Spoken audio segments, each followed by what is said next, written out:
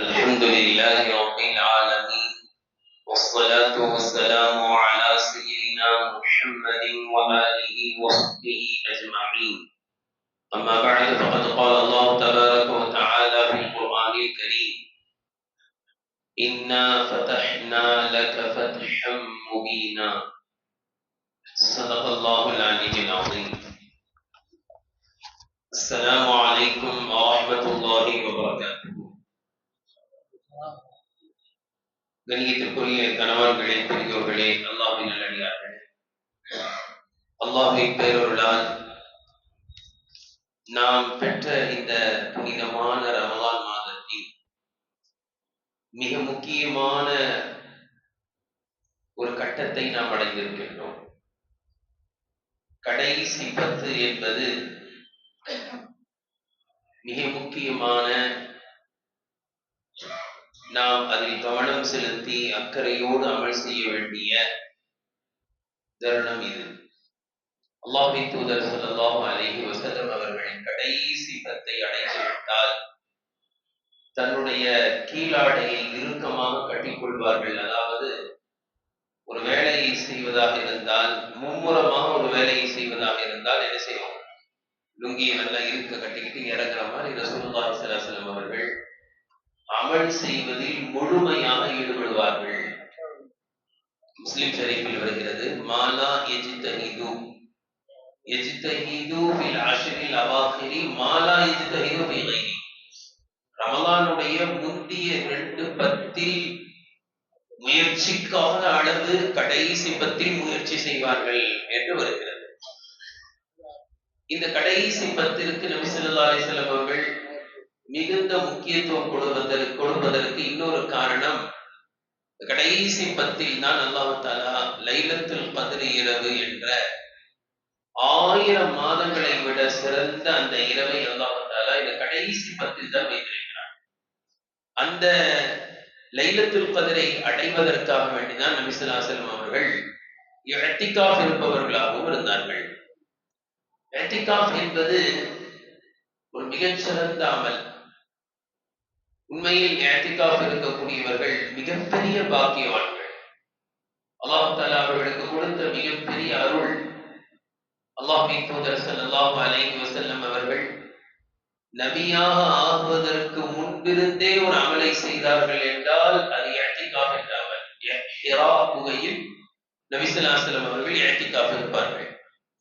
இந்த அளவிற்கு என்றால் அந்த இஅ்திகாஃபில் ஏற்பட்ட இறை நெருக்கம், அல்லாஹ்வின் நெருக்கம் தான் அந்த இஅ்திகாஃபுடைய நிலையிலேயே நபிப்பட்டமும் கிடைத்தது. அந்த அளவிற்கு ஒரு அடியான் இஅ்திகாஃபின் மூலமாக அல்லாஹ்வை நெருங்குகிறான். முதலில் வஹி வந்த தருணம் நபி ஸல்லல்லாஹு அலைஹி வஸல்லம் அவர்கள் ஹிரா குகையில் இஅ்திகாஃப் இருந்த பொழுதுதான் முதலில் வஹி வந்தது. அந்த அளவிற்கு அல்லாஹ்வை இந்த இஅ்திகாஃபின் மூலமாக அடியான் நெருங்குகிறான். எனவேதான் ஹதீஸில் வருகின்றது, ஒரு மனிதன் சாதாரணமாக ஒரே ஒரு நாள் அல்லாஹ்வுக்காக வேண்டி இஅ்திகாஃப் இருந்தால் இவருக்கும் நரகத்திற்கும் மத்தியில் வானம் பூமிக்கு இடையில் உள்ள எவ்வளவு இடைவெளியோ அது போன்று 3 மடங்கு நரகத்தை விட்டு அல்லாஹ் தூரமாக ஆக்குகிறான். ஒரு மனிதன் நரகத்தை விட்டு தூரமாக ஆனால் சொர்க்கத்திற்கு நெருக்கமாக ஆகிறான், அல்லாஹ்வோடு நெருக்கமாக ஆகிறான். அதிலும் குறிப்பாக இந்த 10 நாள் இஅ்திகாஃப், ரமலானுடைய கடைசி 10 இஅ்திகாஃப் இருக்கக்கூடிய நபர்கள் எவ்வளவு பெரிய நன்மை அடைகிறார்கள் என்றால், நபி ஸல்லல்லாஹு அலைஹி வஸல்லம் சொன்னார்கள், கஹஜ்ஜத்தைனி உம்ரத்தைனி, 2 ஹஜ் 2 உம்ராக்கள் செய்த நன்மையை அல்லாஹ் தஆலா அவர்களுக்கு வழங்குகிறான். எனவே இஅ்திகாஃப் இருக்கக்கூடிய அன்பர்கள் மிகவும் பாக்கியம் பெற்றவர்கள். எனவே இஅ்திகாஃப் இருக்கக்கூடியவர்கள் சில சட்டதிட்டங்களையும் பேண வேண்டும். அதில் மிக முக்கியமானது நியத் வைப்பது. அல்லாஹ்வுக்காக வேண்டி நான் இஅ்திகாஃப் வைக்கிறேன் என்ற நியத்தோடு அமர்வது. இரண்டாவது மிக முக்கியமானது உள்பள்ளியை விட்டு வெளியில் செல்லாமல் இருப்பது. வெளியில போனா இஅ்திகாஃப் முடிஞ்சிடும். எப்படி? தொழுகையில் பேசினால் தொழுகை முடிஞ்சிடும். தெரியாம பேசிட்டார் ஒருத்தர், பேசினா தொழுகை முறிஞ்சிரும், தொழுகையில் பேசினால் தொழுகை முறிந்து விடும் என்ற சட்டம் தெரியாமலே ஒருத்தர் என்ன செஞ்சாரு, தெரியல அதனால பேசிட்டாரு. சரி, இப்ப முடியுமா? இப்ப தொழுக முடியுமா? முடியாது. தெரியாம பேசலாம், தெரியாம பேசினாலும் தொழுக முடியும், தெரிஞ்சு பேசினாலும் தொழுக முடியும். தெரிஞ்சே யாராவது பேசுவாங்களா? பேச மாட்டாங்க. தெரிஞ்சே சில சமயம் பேசுவாங்க. எப்படின்னா, பாம்பு வந்துருச்சு தொழுதுட்டு இருக்காரு அப்படி செய்வாங்க, தொழுகையை விட்டு பேசலாம். தெரிந்து பேசினாலும் தொழுகை முறியும், தெரியாமல் பேசினாலும் தொழுகை முறியும். இதே போன்றுதான் இஅ்திகாஃப். யாராவது வெளியில் சென்றால் இஅ்திகாஃப் முறிந்துவிடும். தெரிந்தே போனாலும் புரிஞ்சிடும், சட்டம் தெரியாம போய் வெளியில உட்கார்ந்து இருக்கிற ஹவுஸ்ல உட்கார்ந்து இருக்கிறார் என்ன செஞ்சிடும். எனவே பள்ளிக்குள்ளே இந்த உள் வளாகத்தை விட்டு வெளியில் செல்லக்கூடாது. எந்த அளவுக்கு வெளிப்பள்ளி கூட போகக்கூடாது. ஜனாசா வந்தா எங்க தொழுவாங்க? வெளிப்பள்ளியில தான் தொழுவாங்க. இஅ்திகாஃப் இருப்பவர்கள் ஜனாசா தொழுகைக்கு கூட என்ன செய்யக்கூடாது, வெளியில போகக்கூடாது. ஆனா அல்லாஹ் அவங்களுக்கு என்ன நன்மை தருவானா, வெளியில் சென்றால் என்னென்ன நன்மைகள் எல்லாம் செய்வார்களோ அந்த நன்மையை அல்லாஹ் இவர்களுக்கு உள்ளே வைத்தே கொடுத்து கொண்டே இருப்பான். பிளஸ் என்ன அப்படின்னா, வெளியில் சென்றால் என்ன தவறுகளை செய்து விடுவோமோ அந்த தவறுகளை விட்டு அல்லாஹ் இஅ்திகாஃப் இருக்கக்கூடியவர்களை பாதுகாக்கிறான். எனவே உள்பள்ளியை விட்டு வெளியில போகக்கூடாது என்பது மிக முக்கியமானது. எந்த அளவுக்கு என்றால், அத்தியாவசியமான தேவைகளுக்கு மட்டும் தான் வெளியில் செல்ல வேண்டும். அது என்ன அத்தியாவசியமான தேவைகளுக்காக வெளியில் செல்லலாம் அப்படின்னா, அதுக்கு என்ன அர்த்தம் அப்படின்னா, எந்த வேலைகளை எந்த செயல்களை உள்பள்ளியில் வைத்து செய்ய முடியாதோ அதுதான், அப்படிப்பட்ட செயலை செஞ்சு ஆகணும்னா வெளியில தான் போகணும். உதாரணத்துக்கு ஒழு போயிடுச்சு, ஒழு செய்யறதுக்கு வெளியில போகணும். இப்ப போகணும். ஒருத்தருக்கு சிறுநீர் வருது, வெளியில தான் போகணும். அது போலாம்.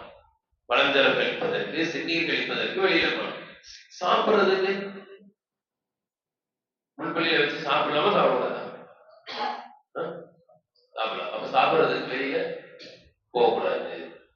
அதே போல இந்த சாப்பிடும் போது கை கழுவாங்க இல்லையா? சாப்பிடுறதுக்கு முன்னாடி கை கழுவாங்க, சாப்பிட்ட பிறகு கை கழுவாங்க. இதுக்கு வெளியில போலாமா போகக்கூடாது? சொல்லுங்க, நீங்க நான் சொல்ல முடியும்.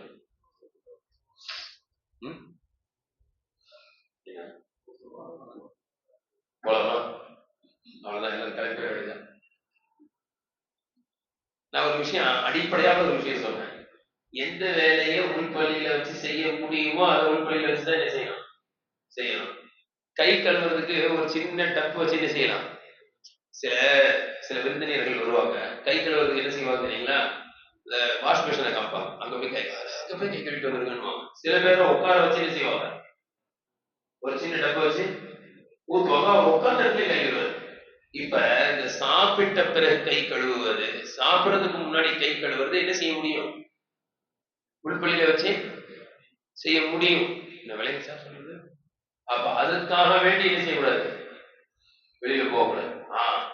அதுக்கு என்ன செய்யணும்னா, இஅ்திகாஃப் இருக்கக்கூடியவங்களுக்கு இஅ்திகாஃப் இல்லாதவர்கள் கொஞ்சம் என்ன செய்யணும், இந்த மாதிரியான வேலைகளை செஞ்சு கொடுக்கணும். தட்டை கழுவுறது கொள்றது இதுக்கெல்லாம் என்ன செய்யக்கூடாது, இவங்களை வெளியே அனுப்பக்கூடாது. அதுக்கு கொஞ்சம் நம்ம என்ன செய்யணும், ஹெல்ப் பண்ணி இந்த மாதிரியான வேலைகளை அவங்களை நீங்க இங்கே இருக்குன்னு சொல்லி நம்ம போய் என்ன செய்யணும், செய்து கொடுக்க வேண்டும். அல்லாஹ் தஆலா இஅ்திகாஃபில் மிகப்பெரிய நன்மை அல்லாஹ் வைத்திருக்கிறார். இஅ்திகாஃப் என்பது எப்படிப்பட்ட ஒரு அமல் என்றால், யா அல்லாஹ் நீ கொடுத்தாதான் போவோம் வீட்டை விட்டு, இல்லைன்னா போவே மாட்டோம் என்று அல்லாஹ்வுடைய சன்னிதானத்தை பிடித்துக் கொண்டு அடம் பிடிப்பதற்கு சமம் இஅ்திகாஃப். எனவே தயவு செய்து இஅ்திகாஃபில் இருப்பவர்கள் எதை கொண்டு வரக்கூடாது, இஅ்திகாஃப் இருக்கவும் பள்ளியில் நிறைய பேர் இருப்பீங்கன்னு நினைக்கிறேன். இல்ல, எதை கொண்டு வரக்கூடாது, போன கொண்டு வரக்கூடாது. ஏன்னா இஅ்திகாஃப்னு சொன்னாலே என்ன அர்த்தம்னா, உலகத்தை விட்டு விட்டு அல்லாஹ்வோடு ஒன்றி விடுவது. இஅ்திகாஃப்னாலே பள்ளிவாசல் வந்து கிடக்கிறது, உலகத்தை விட்டு ஒதுங்கி இருப்பதுதான் இஅ்திகாஃப். நம்ம இந்த செல்போனை கொண்டு வந்துட்டோம்னு வைங்க, உலகத்தை மொத்தத்தையும் சுருட்டி ஒண்ணா வச்சு கொண்டு வந்துட்டோம்னு இருக்கும். எல்லாமே இதுல இருக்கு. இஅ்திகாஃப் இருக்கிறதுக்கு அர்த்தம் இல்லாம போயிடும். சில நபர்கள் இப்படி சொல்லலாம், செல்போன் இல்லாம என்ன செய்ய முடியாது, எங்களால இருக்க முடியாது, எங்களுக்கு முக்கியமான கால் தான் வரும், நான் பாட்டுக்கு வந்து இருந்துட்டானா என்ன செய்வாங்க, தப்பா நினைப்பாங்க, நான் பிசினஸ் மேன், எனக்கு வரும் போகும் காசு வரும், நான் கொடுக்க வேண்டியிருக்கும், நான் போன் எடுக்கலன்னா என்ன செய்வாங்க, பாய் காசை வாங்கிட்டு போன் எடுக்க மாட்டாருன்னு நினைப்பாங்க. என்ன செய்யறது, நான் எடுத்துதான் ஆகணும் அப்படின்னு இருந்தா நிர்பந்தமான விஷயங்களை மட்டும் சுருக்கமா பேசிட்டு என்ன செஞ்சிடணும், போன வச்சிடணும். இந்த அடிப்படையில் இஅ்திகாஃப் இருந்தால் அல்லாஹ் தஆலா மிகப்பெரிய நன்மைக்கு நமக்கு மட்டுமல்ல, மிகப்பெரிய நன்மை இது அல்லாஹ்வுக்கே அல்லாஹ் என்ன செய்வான், நன்மை கொடுக்கும்.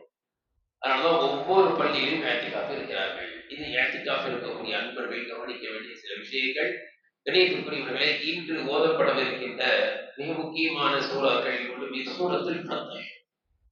சூரத்துல் ஃபத்ஹ், ஃபத்ஹ் என்று சொன்னால் வெற்றி.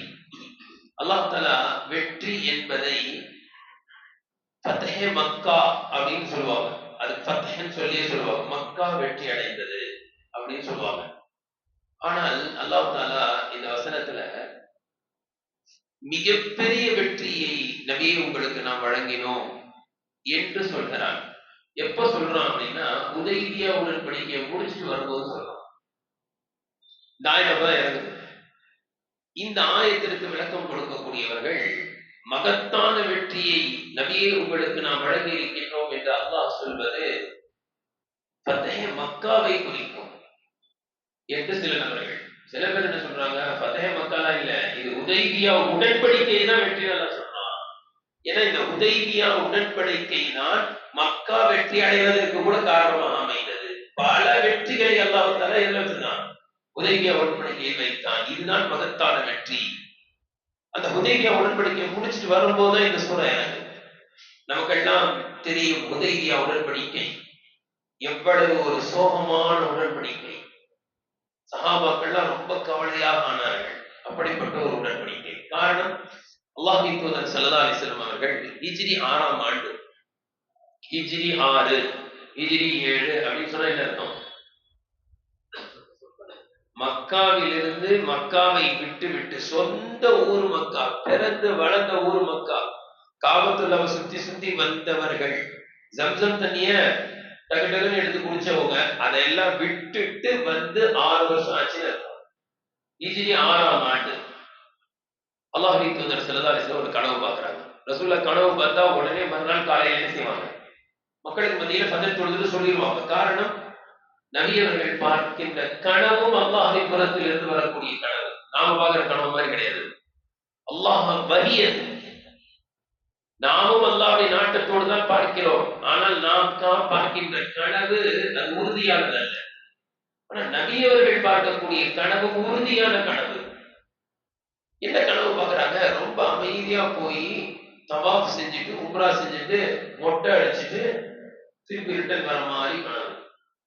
இதை ரசூலுல்லாஹி ஸல்லல்லாஹு அலைஹி வஸல்லம் மறுநாள் காலையில சஹாபாக்களுக்கு சொன்ன உடனே மக்காவில் இருந்து ஹிஜ்ரத் செஞ்சு வந்த சஹாபாக்களுக்கு ரொம்ப சந்தோஷம். ஏன்னா மக்காவை காபத்துல பார்த்து எத்தனை வருஷம் ஆச்சு, 6 வருஷம் ஆச்சு. எப்படி இருக்கும் நமக்கே, என்ன செய்யுது, நம்ம சொந்த ஒரு மக்கா எல்லாம் ஒண்ணு இல்லை, போயிட்டு வரும்போது என்ன செய்ய முடியல, நம்மளால வரவே முடியல. அப்படியே காபத்துல பார்த்துட்டே இருக்கன்னு வருவோம். அப்பப்ப என்ன செய்வாங்க, இந்த கடைசி பார்வை அப்படி காபத்துல தெரியுது, சரி கடைசியா ஒரு பார்வை பார்த்துருவோம் அப்படின்னு பார்த்துட்டே வருவான். காபத்துல விட்டு வரும்போது அவர் எப்பேற்பட்ட ஊர்ல இருந்து போனாலும் சரி, அமெரிக்கால இருந்து போனாலும் சரி, லண்டன்ல இருந்து போனாலும் சரி, எப்பேற்பட்ட ஊர்ல இருந்து போனாலும் சரி, ரிட்டர்ன் வரும்போது சொந்த ஊருக்கு வர்றதுக்கு என்ன செய்யாது, மனசே வராது. அப்படிப்பட்ட ஒரு மேக்னெட் பவர் வாய்ந்த ஒரு சக்தி எல்லாம் காபத்துல கொடுத்துருக்கான். எல்லோருடைய உள்ளத்தையும் ஈர்த்து விடும். இந்த காபத்துல்லாவிலேயே பிறந்து வளர்ந்தவங்க காபத்துல்லா பார்த்து 6 வருஷம் ஆச்சு. ரசூலுல்லாஹ் கனவு பார்த்தா கன்ஃபார்ம் ஆகுது இல்லையா, உடனே எல்லாரும் கிளம்பிட்டாங்க. ரசூலுல்லாஹ் போலாம் அப்படின்னு ரசூலுல்லாஹ் கிளம்பிட்டாங்க. இந்த செய்தி உடனே மக்காவாசிகளுக்கு செல்கிறது. நீண்ட சம்பவத்தை நான் சுருக்கி சொல்கிறேன். உடனே அந்த செய்தி போன உடனே மக்கத்து காஃபிர்கள் காலித் இப்னு வலீத் அவர்களுடைய தலைமை, அதுவரை அவர் இஸ்லாத்தை ஏற்றுக்கொள்ளவில்லை, அவருடைய தலைமையில ஒரு பெரிய படையை திரட்டி கொண்டு நிப்பாட்டாங்க. ரசூலுல்லாஹி ஸல்லல்லாஹு அலைஹி வஸல்லம் மக்காவை நோக்கி வருகிறார்கள். செய்தி வருகிறது, காலித் இப்னு வலீதின் தலைமையில் சண்டையிடுவதற்காக வேண்டிய போர் ஆயுதங்களோடு வந்து நிற்கிறார்கள். இந்த பத்ரை பற்றி கேள்விப்பட்டிருக்கீங்களா? பத்ர்ல சஹாபாக்கள் ஆயுதமே இல்லாம போனாங்க. அதே மாதிரிதான் இங்கேயும் உம்ரா செய்யறதுக்கு போனா எப்படி போவாங்க, எஹ்ராம் கட்டிட்டு தான் போகணும். ரசூலுல்லாஹி மதீனாவில இருந்து புறப்பட்டு வராங்க. துல் ஹுலைஃபா இப்பவும் இருக்கு. அங்கதான் ரசூலுல்லாஹ் வந்து என்ன செஞ்சாங்க, இஹ்ராம் கட்டினாங்க. இப்ப கூட இங்க இருந்து உம்ராவுக்கு ஹஜ்ஜுக்கு போக முடியும். முதல்ல மதீனாவுக்கு போனா என்ன செய்வாங்க, சாதாரண ட்ரெஸ்ல இருந்து இங்க இருந்து போவாங்க. ஏர்போர்ட்ல இஹ்ராம் கட்ட மாட்டாங்க, மதீனாவுக்கு போயிடுவாங்க இதே ட்ரெஸ்ல. ஜியாரத்தெல்லாம் முடிச்சுட்டு அங்கிருந்து கிளம்பி மக்காவுக்கு வரும்போது துல் ஹுலைஃபா என்ற இடத்துக்கு வந்து என்ன செய்வாங்க, இஹ்ராம் பெரிய பள்ளிவாசல் இருக்கு, பாத்ரூம் வசதி எல்லாமே இருக்கு, குளிச்சுட்டு ஃப்ரெஷ்ஷா இஹ்ராம் கட்டலாம். அங்க வந்து ரசூலுல்லாஹ் இஹ்ராம் கட்டிட்டு இப்படி வராங்க. சஹாபாக்களோட வந்தா செய்தி வருது, காலித் பின் வலீதுடைய தலைமையில ஒரு பெரிய போர் படை இருக்கிறது. ரசூலுல்லாஹ் ரொம்ப கவலையாகி வந்து நின்றுட்டு சஹாபாக்கிட்ட ஆலோசனை கேட்கிறாங்க. சஹாபாக்கள் என்ன ஆலோசனை சொல்லுவாங்க, யார சொல்ல நீங்க என்ன சொல்றீங்களோ அது நான் தயார் அப்படின்னு சொல்லுவாங்க. எல்லா சஹாபாக்களும் ஒரு விஷயத்த நல்லா சொன்னாங்க. என்னன்னா, யார சொல்லா நம்ம சண்டை போடுறதுக்கு வரல, நாம உம்ரா செய்ய வந்தோம், அதனால நம்ம யாருக்கும் சண்டை போட வேண்டாம். உம்ரா செய்யறதுக்கு நம்ம போவோம், முன்னாடி போவோம், தடுத்து நிறுத்தவங்களை என்ன செய்வோம், எதிர்த்து நிக்கலாம் அப்படின்ட்டு சொல்ல முன்னேறினா கரெக்டா அந்த படம் வந்து எந்த வழியில போவாங்களோ, அதாவது கிப்லாவினுடைய திசையில கரெக்டா வந்து நிக்கிறாங்க. மக்காக்குள்ள போக விடாதவங்க நிக்கிறாங்க. இப்ப ரசூலுல்லாஹி ஸல்லல்லாஹு அலைஹி வஸல்லம் அங்கேயே தங்கிட்டாங்க. கொஞ்சம் சைடுல தங்கினாங்க. அந்த இடத்துல தண்ணியே இல்லை. அவங்க வந்து தங்குற இடத்துல நல்ல தண்ணி, பாழடைஞ்சு போன கிணறு ஒன்று இருந்துச்சு. அந்த கிணறுல ரசூலுல்லாஹி ஸல்லல்லாஹு அலைஹி வஸல்லம் என்ன செஞ்சாங்க அப்படின்னா, அம்பு எடுத்து நல்ல வேகமா என்ன செஞ்சாங்க, அதுல ஒரு அம்ப எய்தாங்க. அந்த அம்பு போய் கிணத்துல எங்க குத்துச்சோ அந்த இடத்துல என்ன செய்ய இருந்துச்சு, தண்ணி வராது. சஹாபாக்கள் சந்தோஷமாயிட்டாங்க. ரொம்ப கவலையா இருந்தாங்க, உம்ராவுக்கு போக முடியல, தடுத்து நிக்க பாடுறாங்க, நம்ம இந்த பக்கம் ஒதுங்கி நின்னா இல்ல குடிக்க கூட தண்ணி இல்லாம இருக்குது அப்படின்னு கவலையா இருந்த சஹாபாக்களுக்கு அந்த அம்பு பட்டவுடைய ரசூலுல்லாஹ்வுடைய முஅஜிஸா வெளிப்பட்டுச்சு. அல்லாஹ் தஆலா அற்புதத்தை வெளிப்படுத்தி காண்பிட்டான். அந்த அம்பு போய் எங்க குடிச்சோ அங்க இருந்தே செய்து தண்ணி வந்து கிணறு நிறைஞ்சு தண்ணி குடிச்சாங்க, ஃப்ரெஷ் ஆயிட்டாங்க. ஃப்ரெஷ் ஆனா ஒரு சந்தோஷம் வந்துருச்சு. என்ன செய்யலாம் அப்படின்னு ஆலோசனை நடக்குது. பல கட்டமான பேச்சுவார்த்தைகள். அங்க இருந்து 3 ட்ரிப் ஆள் விட்டு போனாங்க. அந்த 3 ட்ரிப் வந்தவரிடத்திலேயும் ரசூலுல்லாஹி ஸல்லல்லாஹு அலைஹி வஸல்லம் ரொம்ப தெளிவா சொன்னாங்க, ஏன் நம்ம சண்டை போட்டு சாகணும், ஏன் குறைஷிகள் இனி சண்டை போடணும்னே நினைக்கிறாங்க, தயவு செஞ்சு பாருங்க, நாங்க இஹ்ராமோட வந்து நிக்கிறோம், உம்ரா செய்வதை தவிர எங்களுக்கு வேற எந்த நோக்கமும் இல்லை, நாங்கள் உம்ரா செய்வோம், ரிட்டர்ன் இங்க வந்துருவோம், எங்களை தயவு செஞ்சு தவாஃபுக்கு சஅய்க்கு அனுமதி கொடுங்க, வேற எந்த நோக்கமும் கிடையாது அப்படின்னு தெளிவா பேசணும்னே. வந்த 3 பேருமே போய் என்ன சொன்னாங்க, கரெக்டா தானே சொல்றாங்க, உம்ராக்கு வேண்டியதானே வந்திருக்காங்க, சொந்த ஊர் பேர் அவங்களுக்கு இதுதான், உம்ராக்கு மட்டும் விட்டுட்டா என்னன்னு போய் சொன்னாலும் யார் கேட்கவே இல்லை. அதுல குறிப்பாக 2வது தடவை வந்த உர்வா இப்னு மஸ்ஊத் அப்படின்ற அவர் வந்து ரொம்ப ரசூலுல்லாஹ்வோட பேசிக்கிட்டே இருக்கும்போது கண்காணிக்கிறார். சப்தம் விட்டு பேசினா சஹாபாக்களே செய்றாங்க, இவரை குறைக்கிறாங்க, என்ன ரசூலுல்லாஹ் பேசுறது நீங்களும் ரொம்ப சவுண்ட் வசதி பேசுறீங்க, ரசூலுல்லாஹ் பேச ஆரம்பிச்சா யாரு கப்சிப்பின் ஆயிடுறா, சஹாபாக்கள் கப்சிப்பின் ஆயிடுறா. பார்த்தா ரொம்ப ஆச்சரியமா இருக்கு. எந்த அளவுக்கு ஒரு தடவை ரசூலுல்லாஹ் ஒளி செய்யறாங்க, தண்ணியை பிடிச்சி செய்யறாங்க தலைக்கிறாங்க. இவர் பார்த்தாரு, இந்த மாதிரி கண்ணியம் உலகத்துல எந்த அரசனுக்கும் கிடைக்கல, அன்னைக்கு அளவு தண்ணி கிடைக்குவாங்களா உலகத்துல. அவர் ரிட்டர்ன் போய் சொன்னாரு, எப்படிப்பட்ட கூட்டத்தை நான் பார்த்துட்டு வந்தேன்னா, உலகத்தில் நான் கைசர் கிஸ்ரா போன்ற பெரும் மன்னர்களை சந்தித்திருக்கிறேன், அவர்களுக்கெல்லாம் கொடுக்காத கண்ணியத்தை இந்த நபித்தோழர்கள் முஹம்மது ஸல்லல்லாஹு அலைஹி வஸல்லம் கொடுத்தார். அந்த சஹாபாக்கள் எதற்கும் துணிவார்கள். அதனால உம்ராக்கு தானே மட்டும் போராடுறாங்க, என்ன செஞ்சிருவோம், விட்டுருவோமேனா கேட்கல. இப்படி கேட்காதனால அவங்களுக்கு தெரிஞ்சவங்க, அவங்க சொல்ல பேசி கேட்கிறவங்க எல்லாம் கூப்பிட்டு செஞ்சாங்க. கொஞ்சம் அப்படி கலைஞ்சு போயிட்டாங்க. ஆனாலும் படை ரெடியா நிக்குது சண்டை போடுறது. இப்ப இந்த நேரத்துல கவனிக்க வேண்டிய ஒரு அழகான செய்தி என்னன்னா, லுஹருடைய தொழுகைகளே நேரம் வந்துச்சு. சஹாபாக்கள் இமாம் ஜமாத்தோட லுஹர் தொழுதாங்க. இதை எதிரி படையில பார்த்துட்டு இருக்காங்க. ரொம்ப அமைதியா கௌகியமா சஜிதாக்கு போறாங்க, ருக்குக்கு போறாங்க, இப்படி தொழுகிறாங்களே அப்படின்னு பார்த்துட்டு அதுல சில பேர் பேசினாங்க, தொழுது இருக்கும்போது என்ன செஞ்சிருக்கலாமே, ஒரேடியா தாக்கி இருக்கலாமே, எல்லாத்தையும் வெட்டி வீழ்த்து இருக்கலாமே, சஜிதால இருக்கும்போது என்ன செஞ்சிருக்கலாம், அப்படியே எல்லாரையும் அப்படின்னு பேசிக்கிட்டாங்க, மிஸ் பண்ணிட்டாங்க. உடனே சில பேர் சொன்னாங்க, ஒன்றும் பிரச்சனை இல்லை, ரொம்ப கவலைலாம் பட வேணாம், இன்னும் கொஞ்ச நேரத்தில் என்ன செய்யும், இன்னொரு தொழுகை அசருடைய தொழுகை வரும். அதை சொல்லும் போது என்ன வார்த்தையில சொன்னாங்க தெரியுங்களா, அந்த அசருடைய தொழுகை அவர்களுடைய உயிரை விட அவர்களுக்கு பிரியப்படும். உயிரே போனாலும் என்ன விட மாட்டாங்க, தொழுகையை விட மாட்டாங்க. அதனால நீங்க ரொம்ப கவலைலாம் படாதீங்க, அடடா தொழுதுட்டு இருக்கும்போதே செஞ்சிருக்கலாமே, அவங்கள வெட்டி வீழ்த்தி இருக்கலாமே, மிஸ் பண்ணிட்டோமே நினைக்காதீங்க. இன்னொரு தொழுகை வரும், அவங்க என்ன செய்வாங்க, கண்டிப்பா தொழுவாங்க. அப்ப என்ன செஞ்சிடலாம், தாக்கிடலாம். அது அவர்களுடைய உயிரை விட, அடுத்து ஒரு வார்த்தை சொன்னாங்க, அவர்களுடைய ஆண் பிள்ளைகளை விட அதுதான் அவங்களுக்கு முடியுமா. தான் உயிரே போனாலும் சரி, தான் பிள்ளையோட உயிர் போனாலும் சரி, என்ன செய்ய மாட்டாங்க, தொழுகையே சகாபாக்கள் விட மாட்டாங்க. இப்படி பேசிக்கிட்டு இருந்த மாதிரியே இப்ப என்ன தொழுகை நேரம் வந்துச்சு, அசர் தொழுகை நேரம் வந்துருச்சு. அசர் தொழுதா என்ன நடக்கும், எல்லாரும் தாக்க ரெடியா இருக்காங்க. அல்லாஹ் தஆலா பார்த்து சும்மா தருவானா, அல்லாஹ் உடனே செஞ்சுட்டான், ஆயத்தை இருக்கான், நீங்க இப்ப அசர தொழுதீங்கன்னா என்ன செய்வாங்க, உங்களை ஒரேடியே தாக்க திட்டமிட்டு இருக்காங்க, ரெடியா இருக்கிறாங்க. எனவே என்ன செய்யுங்க சொல்லுங்க.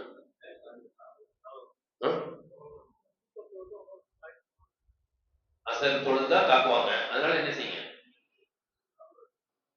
அசர தாமதப்படுத்தல. அப்ப அசர் தொழுவாம விட்டுடுங்க, அப்புறம் பாத்துக்கலாம்னு அர்த்தம். அப்படி அல்லாஹ் ஆயத்தை இறக்க மாட்டான். யுத்தகளத்திலும் தொழுதாக வேண்டும். என்ன பண்ணுங்க, 2 சஃபா நில்லுங்க, அல்லாஹ் சுப்ஹானஹு ஓதி ருக்குக்கு போங்க, எல்லாரும் ருக்குக்கு போங்க, பிரச்சனை இல்லை. சமி அல்லாஹ் லிமன் ஹமீதான்னு சொல்லி நின்னுட்டா அல்லாஹ் அக்பர் ரசூலுல்லாஹ் சஜ்தா போகும்போது முதல் சஃபில் இருப்பவர்கள் மட்டும்தான் என்ன செய்யணும், சஜ்தா போகணும். 2வது சஃபில் இருக்கவங்க என்ன செய்யணும், வாழ வச்சுக்கிட்டு, தொழுகையில வாழ வச்சுக்கிட்டு நிக்கணும். எப்படிப்பட்ட இஸ்லாம் பாருங்க, தொழுகையையும் பாதுகாக்க வேண்டும், உயிரையும் பாதுகாக்க வேண்டும். தொழுது ஆனாலும் உயிரே போனாலும் அப்படி சொல்லல இஸ்லாம். உயிரை பாதுகாக்கிறது தொழுதா போனாலும் பரவாயில்லன்னு இஸ்லாம் சொல்லல. உங்களுடைய உயிரையும் பாதுகாத்துக் கொள்ளுங்கள், மார்க்கத்தையும் பாதுகாத்துக் கொள்ளுங்கள். உங்களுடைய உயிரையும் பாதுகாத்துக் கொள்ளுங்கள், உங்களுடைய உடமையையும் பாதுகாத்துக் கொள்ளுங்கள், மார்க்கத்தையும் பாதுகாங்கள், தொழுகையும் பாதுகாத்துக் கொள்ளுங்கள். 2வது சஃப்ல இருக்கவங்க என்ன செய்யணும், வாழ வச்சுக்கிட்டு நிக்கணும். எவனா வந்து போட்டுருந்தாங்க இப்படி நில்லுங்க. இப்ப ரசூலுல்லாஹ் சஜ்தா 2 சஜ்தா செஞ்சுட்டு அல்லாஹ் அக்பர் வந்து நின்றுவாங்கல்ல. இப்ப என்ன செய்வாங்க, அவங்க 2 சஜ்தா செஞ்சுட்டு வந்து என்ன செஞ்சிருவாங்க, நின்றுட்டு இருக்கும்போது துணை சூரா ஓதிட்டே இருக்கும்போது இவங்க வந்து ஜாயின் ஆயிடுவாங்க. அடுத்து ருக்குக்கு எல்லாரும் போவாங்க. அடுத்து சஜ்தாக்கு ரசூலுல்லாஹ் போகும்போது முதல் சஃப்ல இருக்கவங்களுக்கு முதல் ரக்காத்துல நபி ஸல்லல்லாஹு அலைஹி வஸல்லம் அவங்களோட சஜ்தா செய்யறது கிடைச்சிச்சா, இப்ப அந்த வாய்ப்பு யாருக்கு கொடுத்துருக்கோம். 2வது சஃப்ல இருக்கவங்க ரசூலுல்லாஹோட சஜ்தாக்கு போயிடுவாங்க. முதல் சஃப்ல இருக்கவங்க என்ன செய்வாங்க, வாழ கையில வச்சுக்கிட்டு என்ன செய்வாங்க, வந்தீங்கன்னா அவ்வளவுதான் அப்படி நிற்பாங்க. இந்த முறையில தொழுகணும் நான் ஆயத்திறக்கிட்டான். ஏன்னா ரசூலுல்லாஹ் காலத்துல வந்து ரசூலுல்லாஹ்வை பின்பற்றுவதை விட்டு விட்டு 2 ஜமாத் ஆக்கி என்ன செய்ய மாட்டாங்க, தொழுவோம். 2 ஜமாத் ஆக்கிக்கலாம், ஒரு ஜமாத் என்னோட தொழுகட்டும், இன்னொரு ஜமாத் அவர் தலைமையில தொழுகணும்னா சாபாக்கள் ஒதுக்குவாங்களா, ஒதுக்க மாட்டாங்க. இப்ப இருந்தா நம்ம அப்படி பண்ணலாம், 2 ஜமாத் ஆக்கிக்கலாம். ஏன்னா 2 இமாம பின்பற்றி தொழுவாங்க. அப்ப ரசூலுல்லாஹ் இருக்கும்போது என்ன செய்ய மாட்டாங்க, ரசூலுல்லாஹ் பின்பற்றி தான் தொழுவோம்னு. அதனால இந்த மெத்தட் அதான் சொன்னான். இப்படி செஞ்சு நீங்க தொழுகணும். இப்படி செஞ்சு தொழுகிறவங்க பார்த்தா என்னடா இது, ஃபர்ஸ்ட் தொழுது வேற மாதிரி, இப்ப தொழுது நம்ம பார்த்துட்டு நிக்கிறாங்க அப்படின்னு அந்த திட்டம் தவறுபடியானது. நமக்கான படிப்பினை என்ன, யுத்த களத்திலும் தொழுதுதான் ஆக வேண்டும். இப்ப நம்ம கடையில இருக்கும்போது, வீட்டுல இருக்கும்போது, ஆபீஸ்ல இருக்கும்போது தொழ முடியாத, யுத்த களத்தில் சஹாபாக்கள் தொழுது காண்பித்து விட்டார்கள். எனவே எல்லா நிலையிலும் தொழுக வேண்டும். இன்னைக்கு என்னன்னா, ஒரு சின்ன கல்யாணம் வந்துச்சுன்னா லோகர் முடிச்சு தொழுகையாளி கூட என்ன செஞ்சிருவாரு, லோகரை விட்டுவாரு, மற்றவங்களுக்கு கவனிக்கணும் அப்படி இப்படின்னு சொல்லி தான் மக கல்யாணத்துல லோகர் போயிடுச்சு, அவ்வளவுதான். இந்த மாதிரி என்ன ஆனாலும் சரி, வந்தவங்க அவங்க பாட்டு சாப்பிட்டே போயிட்டு இருப்பாங்க. நம்ம என்ன செய்யணும், தொழுதாக வேண்டும் என்ற உறுதியை எடுக்க வேண்டும். இப்படி நடந்துகிட்டே இருக்கும்போது பல கட்ட பேச்சுவார்த்தைக்கு பிறகு ரசூலுல்லாஹி ஸல்லல்லாஹு அலைஹி வஸல்லம் அவங்களுக்கு ஒரு சிந்தனை வருது. இந்த படையிலிருந்து ஆள் வராங்க, இவங்க சண்டை போடுறதுக்கே வந்து நிக்கிறவங்க, இவங்க என்ன சொன்னாலும் கேட்க மாட்டேங்கிறாங்க, சண்டை போடுறதான் நிக்கிறாங்க. இவர்களை அனுப்பிய தலைவர்கள் எங்க இருக்கிறாங்க, மக்காவில் இருக்காங்க, அவங்க கிட்ட பேசி பார்ப்போம் அப்படின்னு சொல்லி உமர் கிட்ட சொல்றாங்க. உமரே கொஞ்சம் மக்காவுக்கு போய் என்ன செய்யுங்க, சமாதான பேச்சுவார்த்தை நடத்திடுவாங்க அப்படின்னு சொல்லி உமர் அவங்க கேட்கிறாங்க. அதுக்கு உமர் சொல்றாங்க, யார சொல்ல சமாதானமா பேசுறதுக்கு என்ன அனுப்புறீங்க, அப்படிதான் அது பழக்கமே இல்லையே. சில பேர் சுபாவம் அது மாதிரி ஒவ்வொரு அழகா சொல்லிடுறாங்க. ஏன்னா என்ன கண்டா அவனுங்களுக்கு பிடிக்காது, அவனுங்க கண்டா எனக்கு பிடிக்காது. கொஞ்சம் அவனுங்கிட்ட போய் என்ன நினைச்ச முடியாது, உட்காந்து அவரை அவன் என்ன சொன்னாலும் தலையாடி பேசுற பழக்கம் நமக்கு இல்லை. அதனால நீங்க நினைக்கிற மாதிரி சமாதானமா பேசணும்னா அதுக்கு சரி நம்மளுக்கு இல்ல. ஏன்னா நான் இன்னொருத்தர சொல்றேன், அவரை வேணா அனுப்புறது. உங்களை யாரை சொல்றீங்க? உஸ்மான் ரசூல் அவர் ரொம்ப புரிஞ்சு போச்சு. உஸ்மான் கரெக்டா சொன்னீங்க உமரே அப்படின்னு. இதான் ரசூலுல்லாஹி பண்பு. நான் சொல்றது சொன்னதான், நீங்க போக நீங்க போக, நம்மளாம் நோட்டு தெரிஞ்சுக்கணும்.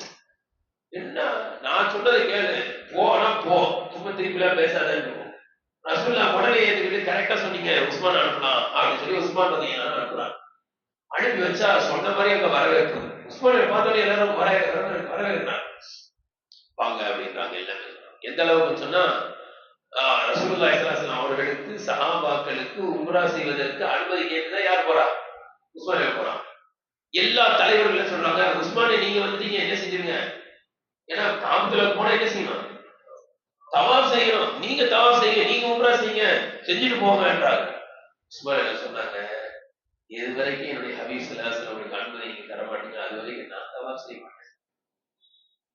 எது வரைக்கும் என்னுடைய ஹபீப் ஸல்லல்லாஹு அலைஹி வஸல்லம் அவங்களுக்கு அனுமதி இல்லையோ நான் தவாப் செய்ய மாட்டேன். எப்படிப்பட்ட பக்குவம், எப்படிப்பட்ட அன்பு! காபத்துல பார்த்தாச்சு, கிட்ட வந்தாச்சு, ஆனா எது செய்யல? தவாப் செய்ய. ரசூலுல்லாஹ் அனுமதி கொடுத்தா நான் தவாப் செய்ய மாட்டேன். அந்த தாருல் நதுவா அப்படின்ற அந்த எல்லா, அதாவது அரசியல்வாதிகள் சொல்லலாம், எல்லா அரசியல்வாதிகளும் போடக்கூடிய இடத்துக்கு போய் பேசுறதுக்கு போறாங்க. அப்படி போய்கிட்டே இருக்கும்போது உஸ்மான் அப்படியே வராங்க, எல்லாரும் தலைவர்கள்லாம் வந்து சந்திச்சு உஸ்மான் அப்படின்றாங்க. பார்த்தா உஸ்மான் கையில் என்ன செய்யுது? கரடி காலுக்கு மேல. அவங்களாம் பெரிய பெரிய தலைவர்கள் இல்லையா, அரசியல்வாதிகள் இல்லையா, அவங்க கையிலேயே எங்க இருக்கும்? ரோட்டை பேர் கீழே போவான், அவ்வளவு கீழே இருக்கும் பெருமை பிடிச்சு போய். இந்த மாதிரி எல்லாரும் கையிலும் கீழே இல்ல, உஸ்மான் உங்க கையில ரொம்ப மேல இருக்கு, கீழே கீழே இறக்குங்கன்றாங்க. உஸ்மான் என்ன சொன்னாங்க, இது என்னுடைய ஹபீப் ஸல்லல்லாஹு அலைஹி வஸல்லம் சொன்னது, நான் கையிலே என்ன செய்ய மாட்டேன், கீழே இறக்க மாட்டேன் அப்படின்னா.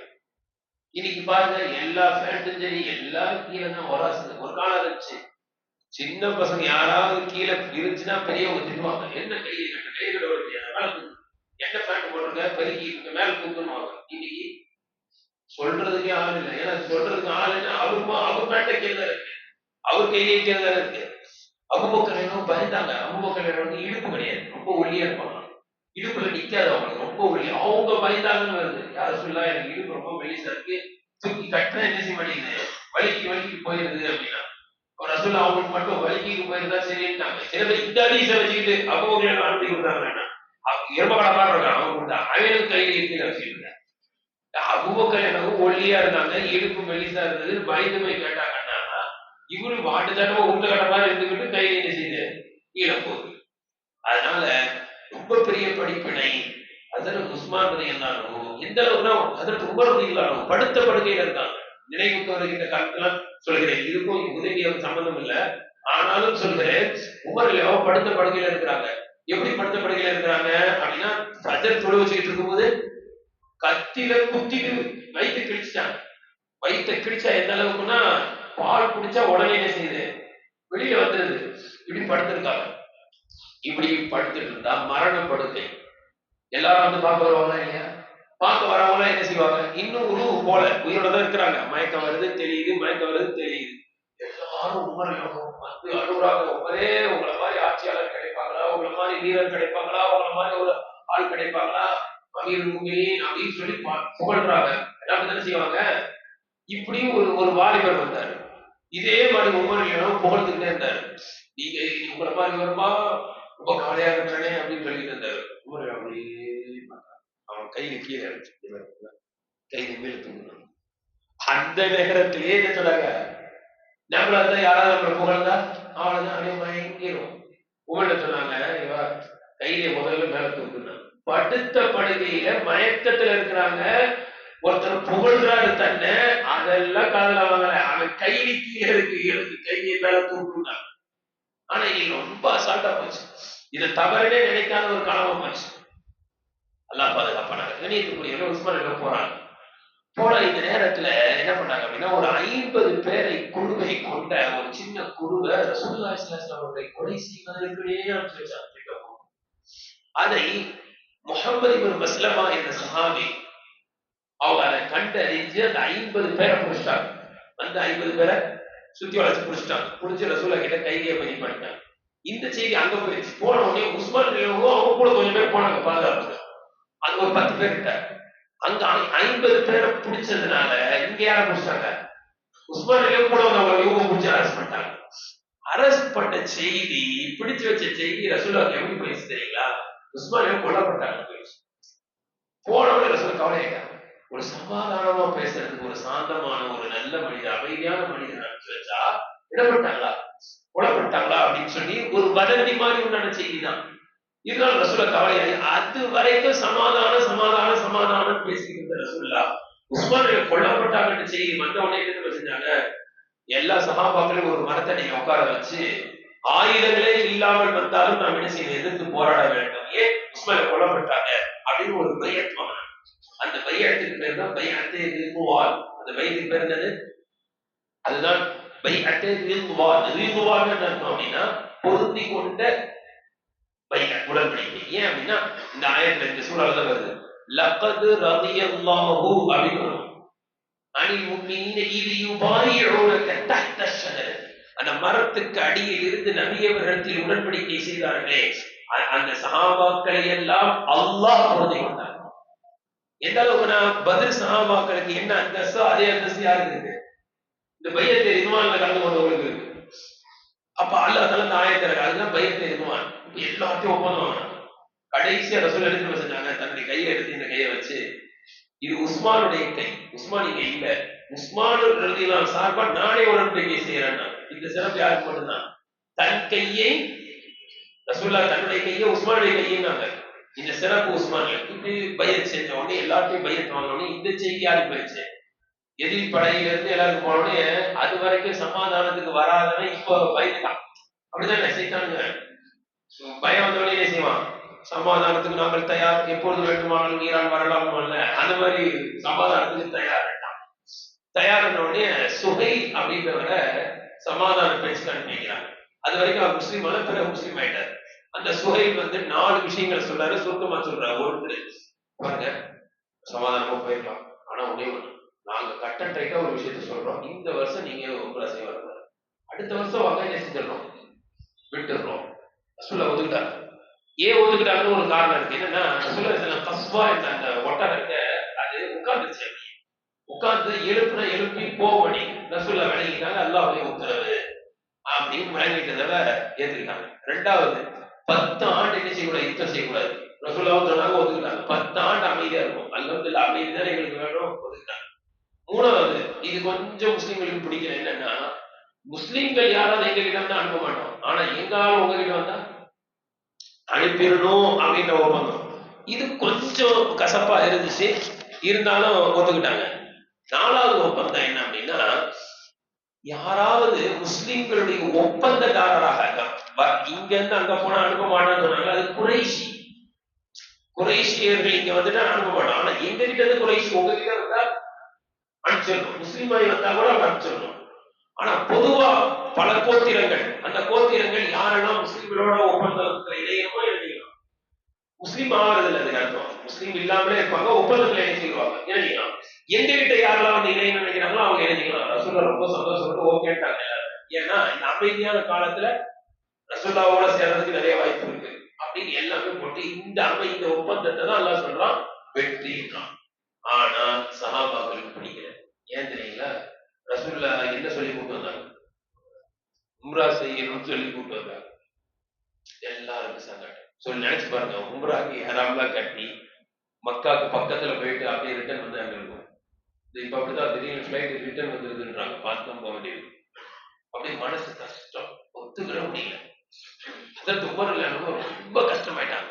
வந்து ரசூலுல்லாஹ் வந்து கேட்டாங்க, யார் ரசூலுல்லாஹ், நான் கொஞ்சம் வார்த்தைகள் கடுமையா இருந்துச்சு அப்ப நேரத்துல, நீங்க உண்மையான தூதரா இல்லையான்னு கேட்டாங்க. நீங்க உண்மையான தூதரா இல்லையான்னு கேட்டாங்க. ஆமா நான் உண்மையான தூதர். எவ்வளவு சாந்தம், எவ்வளவு நிதானம் பாருங்க. ஒரு தலைவருக்கு இருக்க வேண்டிய நிதானம்.